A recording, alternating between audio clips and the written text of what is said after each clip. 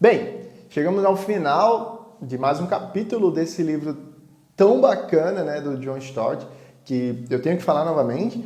É um livro bem pequeno, é um livro que tem uma linguagem muito simples, contudo um livro bem profundo. Esse foi o último livro que o John Stott escreveu, né? Então, durante 40 anos de ministério, o John Stott escreveu diversos livros, é uma referência até hoje entre os teólogos, é um cara que é muito centrado, muito bíblico, muito cristocêntrico,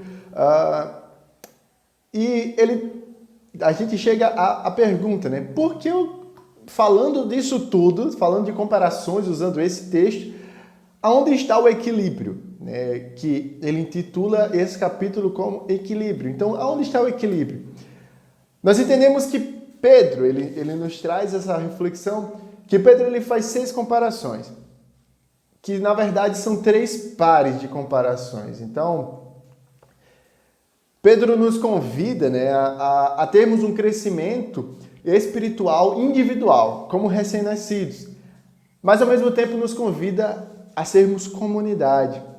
Pedro nos chama à adoração, nos mostra que como sacerdotes nós temos o dever de adorar a Deus e de adorá-lo, de ofertá-lo, mas também nos convida ao trabalho, ao testemunho, né? A não entender que todo o trabalho da igreja, né? Toda a missão da igreja não é estar dentro, né?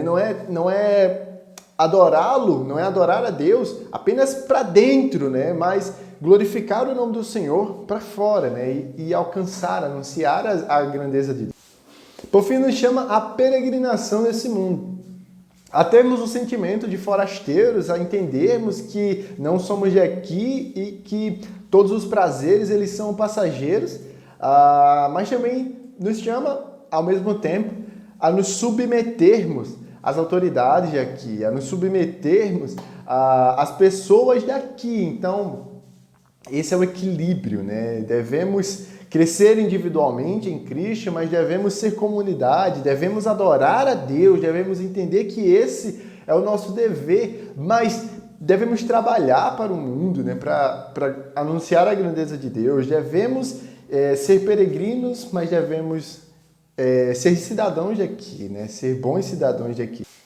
Então é isso, eu finalizo que esse capítulo, com uma das frases mais bonitas do capítulo, onde John Stott vai falar ali no final, a razão de quase todas as falhas, de todas as nossas falhas, é a facilidade que temos de esquecer a nossa identidade como discípulos. Então, John Stott inicia esse capítulo falando a respeito de um rei, né,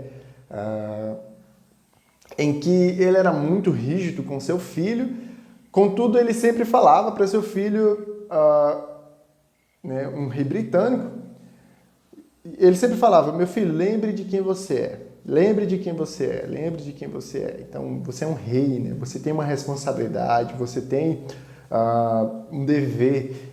E, com certeza, essa afirmação de John Stott é muito presente, é muito atual na nossa vida hoje como igreja. Então, porque nós temos diversas falhas, sim, como discípulos.